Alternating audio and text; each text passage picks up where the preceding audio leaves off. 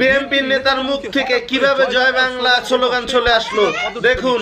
এই যে হলো বিএনপির ওয়ান পিস নেতা, চলুন। তারেক রহমান জিন্দাবাদ। তবে এটার কারণ কি? দিনে বিএনপি করে আর রাত্রে হলে কি করে? আওয়ামী লীগ করে। 100% সত্য কথা। সত্য কথা যদি না হতো তাহলে দিনে আওয়ামী লীগ, রাত্রে বিএনপি, না রাত্রে বিএনপি, দিনে আওয়ামী লীগ।